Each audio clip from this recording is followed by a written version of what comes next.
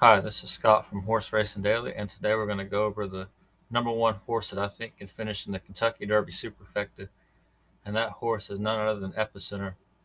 In my opinion, he's kind of the only horse that doesn't have question marks around him. And he has a little bit because on some of the speed figure scales like Equibase, he hasn't ran quite as fast as the other ones. On the Beyer scale, he's right up there, and on the time form, he's pretty much right up there. But he always seems to run out in the whether just off the lead or in the front. He's going to set his own trip in the Kentucky Derby, and that's going to be huge because you don't have to worry about him being hemmed up behind horses. Uh, with the defection of Classic Causeway and Forbidden Kingdom, and quite possibly early voting, there's rumors that Chad Brown is going to wait till the Preakness. Epicenter should be on the lead or should set the trip just off the lead. A lot more will come down to post position draw and how they choose it, but Joel Rosario is going to ride the horse. Rosario's been on fire for what seemed like the last year plus. So this horse has a lot going for it. But if you told me today, like, name one horse that could be in the Kentucky Derby Superfecta that I feel the most confident, that'd be Epicenter. And when you're starting to construct your Kentucky Derby Superfectas and trifectas, it's kind of huge to just have one horse you can key on that's got to be there because you can save so much money by adding other horses with it. And I honestly wasn't really sold on this horse at the very beginning. I knew he was a good horse because he won the Gun Runner by 6.5 lengths. And in the Lecomte, he kind of did all the dirty work and got beat by Call Me Midnight at the wire. But in the Risen Star, I really liked how he ran because I thought that was probably one of the deepest prep races we've had this prep season was the Risen Star. She had Epicenter, Smile Happy, uh, Zandon, Pioneer, and Medina. It was just a loaded field.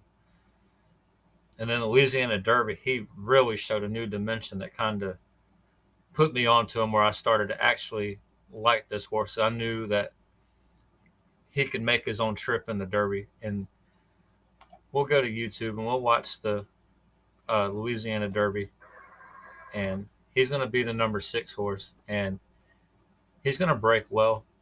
And I would have thought with him trying new tactics to set off the pace that he'd probably set an outside trip, maybe 3 or 4 wide. Like I didn't think he'd get taken in behind horses like he is here, and I thought that was huge because he's got to be taking kickback from Zozos, and he's got Pioneer Medina right to the outside, and he's just sitting nice. He's not really doing nothing, showing that he doesn't like it. He's looks very professional in the way he's going about his business. He's even got the number 5 horse Capuna right to his outside also. And when I was watching this race in real time, I thought Epicenter might be up against it right here. It's like, oh, he's way in behind horses, and he's not. It's going to have to be much the best horse to come all the way from the outside, take all that kickback, and then go clear of the field. And that was also the same race that Pioneer Medina took off around the track just before post time because he was actually going to be my pick to win the race. It was one of those where I didn't want to take Epicenter at even money.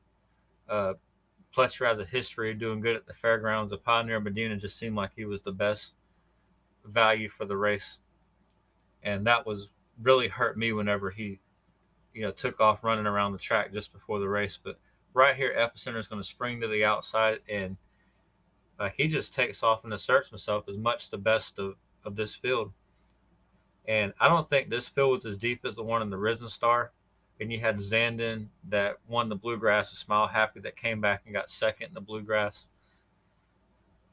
So that was a really tough field, but he still did what he is supposed to do. And that's all you can ask is horses do what they're supposed to do. You want to see progression on the, en route to the Kentucky Derby. And he checked all the boxes. So for me, if you gave me one horse to put in the Kentucky Derby Superfecta, it'd have to be Epicenter because I just don't see him finishing out of the Kentucky Derby Superfecta. He's got speed. He can set off the pace or he can set the pace. And I wouldn't be surprised if he does either or tactic for the Derby.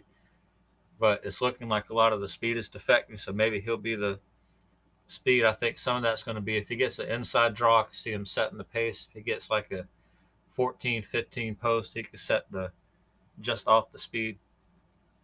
But I just wanted to share that with you guys, and thanks for watching.